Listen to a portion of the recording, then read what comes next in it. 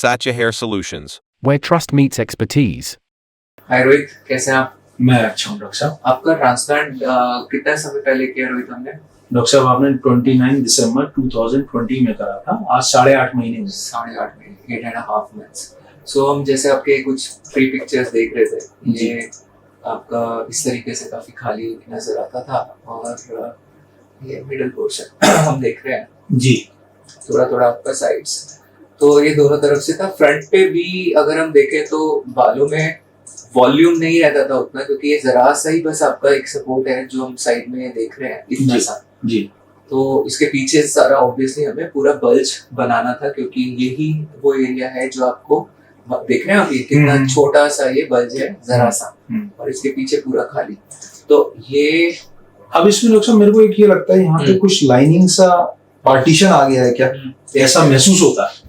अब वैसे हम देखें तो ये आपका बल्ज काफी स्ट्रांग हो गया है जी, सारा जो हमने ट्रांसप्लांट करा उसको देखें तो जी। और आपके हमने 2700 ग्राफ्ट्स किए थे जी, FUE मेथड से। FUE में जैसे हम यहाँ पर देख रहे हैं जी, जो ये आपके पूरे इस पोर्शन में क्राउन तक, पीछे तक हमने फिल किया है जी। और अगर हम डोनर भी देखें आपका, थोड़ा ये क्राउन तक हमने इस तरीके से फिल किया है पूरे में जी।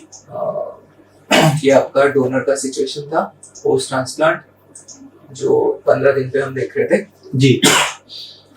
ये तो हमने आपके जो ग्राफ्टिंग किया है, ये जोन हमने छोड़ा है, जो कि अनसेफ डोनर जोन होता है, जहाँ से बाल नहीं निकालने चाहिए। ये आपका फ्रंट पे हमने हेयर लाइन पे आप ज्यादा चाहते नहीं थे, ब्रॉडनेस को कम करना और ये सब, तो वो हमने बहुत ज्यादा काम किया नहीं आपका, छोटा सा। बट मेजरली इस पोर्शन में यहाँ पे भी काफी फिलिंग की गई है आपके उस पफ को स्ट्रेंथन करने के लिए जी। तो कई लोग ऐसा भी बोलते हैं कि भाई क्राउन में बाल नहीं आते, क्राउन में बाल नहीं उगते, तो हम देख रहे हैं आपके क्राउन में अच्छे खासे बाल उग गए हैं। पेन वेन प्रोसीजर के बाद कुछ ऐसा मेजरली रहा हो, कुछ ऐसा कुछ था? पेन डॉक्टर साहब उस टाइम पे तो था, लेकिन फिर नहीं था। जो मेन तकलीफ रही एक दानों की, वो आए थे, बॉयल्स निकले और बॉयल्स अभी भी आ जाते हैं।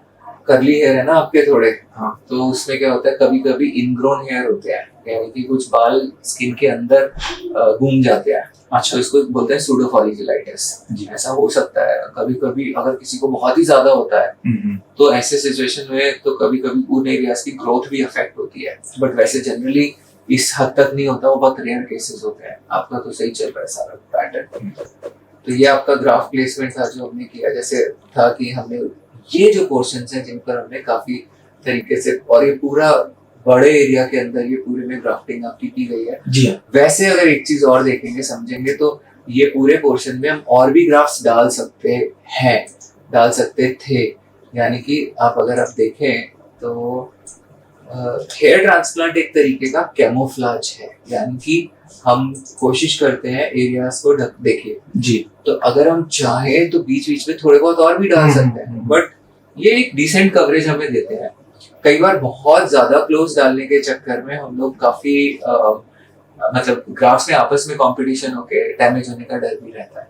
जैसे अगर ये एक एरिया है इतना बड़ा और मेरे से कोई पूछे कि आप इसके अंदर, ये आपकी 15 दिन बाद की फोटो है, अगर कोई पूछे कि इसके अंदर हम कितने ग्राफ्स डाल सकते हैं, तो मैं इसमें 4000 ग्राफ भी डाल सकता हूँ, है ना, और पास डाल दूं। बिल्कुल ठीक कह रहे हैं। दूसरा नंबर होता है कि क्या ये 4000 ग्राफ जो मैं इसमें डाल सकता हूँ, क्या मैं अपने डोनर से निकाल सकता हूँ? हो सकता है मेरे पास डोनर में इतने ग्राफ्ट अवेलेबल ही ना हो, और अगर मैं निकाल भी सकता हूँ तो तीसरा सवाल उठता है, क्या मुझे यहाँ पर 4000 ग्राफ्ट डाल देने चाहिए या मुझे कुछ अपना डोनर रिजर्व फ्यूचर के लिए बचा के भी रखना चाहिए?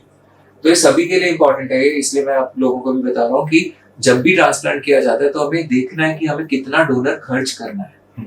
ये बहुत इंपॉर्टेंट है। पैसे खर्च करना एक डिफरेंट चीज, डोनर खर्च करना एक और डिफरेंट चीज। पैसे तो आप फिर भी कमा लेंगे, पर डोनर आप दोबारा से नहीं ले सकते, है ना? यही है डॉक्टर साहब, जैसे अब मेरे 2700 ग्राफ्ट ही लिए गए तो मुझे महसूस होता है कि जैसे मैं पहले बालों में हाथ लगाता था, थिनिंग हो गई है, अब थिनिंग हो गई। वो तो होगी, हाँ। तो हालांकि आपका डोनर अच्छा है और ये इसीलिए आपके केस में 2700 ग्राफ्ट FUE से निकालना संभव रहा। बहुत सारे ऐसे केसेस होते हैं जिनमें 2700 ग्राफ्ट आप FUE से नहीं निकाल सकते, निकाल ही नहीं सकते। और सोचिए जब उनके निकाल नहीं सकते और ऐसे लोग 4-4 हजार ग्राफ्ट या तो निकलवा रहे हैं या झूठ बोल रहे हैं, बट व्हाटएवर, पर उनके डोनर की फिर क्या हालत होती है, बिल्कुल सही कह रहे हैं आप, डोनर पीछे सारी खाली हो खत्म हो जाता है। हाँ। तो फिर तो ये आपके उसके बाद तो खैर अब हम देख ही रहे हैं काफी अच्छा ग्रोथ पहले की तुलना में ये सब आ चुका है। ये आपका वही ग्रोथ मेरा अच्छा है डॉक्टर साहब, और मेरे को देख करके बहुत से लोग कह भी नहीं पाते कि भाई आपने ट्रांसप्लांट कराया है, ये काफी अच्छा भरा हुआ नजर क्योंकि मैंने जनरली क्या है, कभी किसी को कोरोना टाइम भी रहा तो बाहर निकलना नहीं हुआ, किसी को वो पता ही नहीं चला पीरियड के, भाई मेरे बाल कब गए थे और कब लग गए। अच्छा ओके ओके। तो आपके तो ब्रदर का भी हमने ट्रांसप्लांट किया था, जी मोहित का। जी। मोहित के ट्रांसप्लांट को कितना टाइम हो चुका? जब मेरे को याद आता है आई थिंक 3 साल, हाँ 2.5 से 3 साल हो गए हो चुके हैं। उनका ठीक दिखता है, बाल तो कवर लगता है सही से।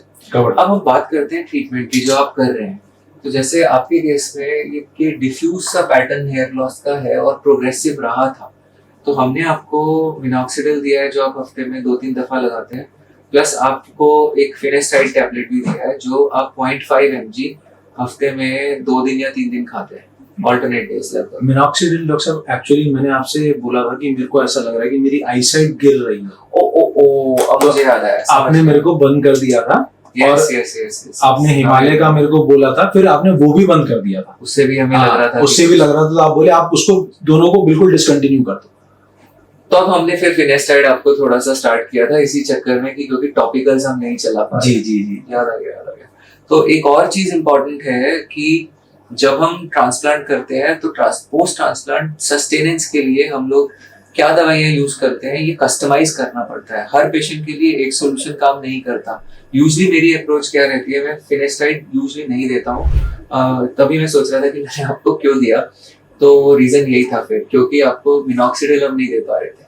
इसमें थोड़ा सा मैं डॉक्टर साहब अगर कहना चाहूँ तो फिनेस्टाइड के बारे में लोगों की जो भ्रांतियां हैं वो बिल्कुल भी नहीं है मेरे हिसाब से। आपको सही लगता है ना? मेरे को 100% मेरे मैन पावर में कोई चेंज नहीं है। Even every time I feel powerful. Yes, मुझे कोई दिक्कत, कोई भी चेंज नहीं आया। दैट इज आई थिंक ये सब अपने मतलब सोच के ऊपर भी है। तो देखो ये जो मेडिसिन होते हैं फिनेस्टाइड, ये अच्छे मेडिसिन है। इसके ऐसा नहीं है कि ये कोई बहुत खतरनाक और खराब दवा है, बट खराब हो सकता है उसका इस्तेमाल का तरीका, खराब हो सकता है उसको देने की इंटेंट, उसके देने के पीछे की नीयत। आजकल होता क्या है, जितने पेशेंट्स ट्रांसप्लांट कराते हैं वो लगभग सब from day 1 of surgery they are put on finasteride 1 mg पर डे। हम आपको जो डोजेज दे रहे हैं 0.5 mg हफ्ते में 2 बार 3 बार, ये बहुत कम डोजेज, पर यानी कि आप समझिए आप लगभग 1 या 1.5 mg पर वीक खा रहे हैं, as compared to a guy who is taking 7 mg per week. तो उस बंदे की 30 mg लगभग डोजेज हो जाती है 1 महीने में। जी। आपकी वही डोजेज जो है 1 महीने में 4 mg से 4.5 mg हो रही है लगभग। जी। तो दोनों में फर्क है, 4.5 mg और 30 mg per month. Huge difference. यहाँ पे एक मैसेज यही है कि इनके केस में हमने पहले मिनॉक्सिडिल का वो किया, बट मिनॉक्सिडिल से एलर्जिक रिएक्शंस है, हम नहीं दे सकते थे, तो मुझे कुछ सस्टेनेंस के लिए जरूर चाहिए था, क्योंकि अभी भी आपको थोड़ी बहुत दोमुहे बाल और थिनिंग आप बता रहे हैं कि होती है। तो sustenance of existing here is very important, but इसको करना किस तरीके से है, ब्लाइंडली एक ब्लैंकेट ट्रीटमेंट सब लोगों को देके 1 mg फिनेस्टाइड प्लस 2 बार दिन में मिनॉक्सिडिल प्लस 5-7 पीआर। आपने पीआरपी कितने किए आपके ट्रांसप्लांट के बाद? अच्छा, ट्रांसप्लांट के बाद तो मेरा पीआरपी एक भी नहीं हुआ। आज 8.5 महीने अब करेंगे आप। तो ये भी एक चीज बहुत ध्यान से समझिएगा कि बहुत सारे लोग ट्रांसप्लांट के बाद पहले दूसरे महीने से हर 15 दिन 20 दिन महीने में 5-5 6-6 7-7 पीआरपी सेशंस ले रहे होते हैं, और पेशेंट्स को ये लगता है कि भाई पता नहीं पीआरपी सेशंस इतने जरूरी है मेरे लिए और क्या। तो ऐसा कुछ नहीं है, कोई भी चीज ओवर यूज की जाएगी तो आपकी बॉडी में उससे टॉलरेंस बन जाएगी और आप बहुत जल्दी आपके लिए वो बेकार हो जाएगी। यही फिनेस्टाइड अगर मैं आपको उसी डोजेज पे खिलाता हूँ जो सब देते हैं, तो आपकी बॉडी में उससे टॉलरेंस बन जाएगी और आप प्रॉब्लम में फंस जाएंगे। तो इसीलिए पीआरपी भी सेम ही पैटर्न फॉलो कर रहे हैं कि गैप पे करें, 8 महीना 10 महीना 12 महीना। हमने मोहित के भी ऐसे ही पीआरपी किए हैं, ऐसे रेगुलर तो कभी किए नहीं। आपने मेरे को ट्रांसप्लांट के बाद ही ये सजेस्ट कर दिया था कि रोहित हम आपका एक नेक्स्ट पीआरपी 8 से 9 महीने में ही करेंगे। एग्जैक्टली। तो देखिए हमने कुछ प्लान किया, पर जरूरी नहीं है कि हो सकता है बॉडी किसी डिफरेंट तरीके से रिएक्ट करे, हमें अपने प्लान चेंज भी करने पड़े, बट ये होगा हमेशा कस्टमाइज। ये ऐसे नहीं हो सकता कि एक ब्लैंकेट ट्रीटमेंट सबके लिए कि चलो चलो सबके हम 10 PRP कर रहे हैं, चलो चलो हम सबको ये कर रहे हैं। तो ये बड़ा इंपॉर्टेंट है। अभी भी हो सकता है हमें अपने मेडिसिन की डोज कम ज्यादा करने पड़े। अगर हमें लगता है कि आपको इस डोज पे फिनेस्टाइड उतना काम नहीं कर रहा कुछ समय के बाद, तो हो सकता है हमें डोज थोड़ा स्टेप अप करना पड़े। बट अगर मैं ऑलरेडी फुल डोज पे स्टार्ट करता तो मेरे पास ऑप्शन ही नहीं थे, मैं स्टेप अप कर ही नहीं सकता था। बॉडी में जैसे ही टॉलरेंस बनी उसके बाद ग्रेजुअली उसका इफेक्ट धीरे धीरे कम थिनिंग शुरू। अंडरस्टूड। तो ये सारी चीजें जो है ये काफी इम्पोर्टेंट है। और अगर अब तो वैसे मैं लक्ष्य ये देख रहा हूँ कि मतलब दवाई तो पहले से कम कर ही दी है, लेकिन फिर भी मेरा जो बालों का ग्रोथ है वो महीने सवा महीने में अच्छा ग्रोथ आ जाता है। पहले जो मैं कटिंग 3 महीने में एक बार कराता था, अब मुझे महसूस होता है कि सवा महीने बाद मैं कटिंग करा लूं।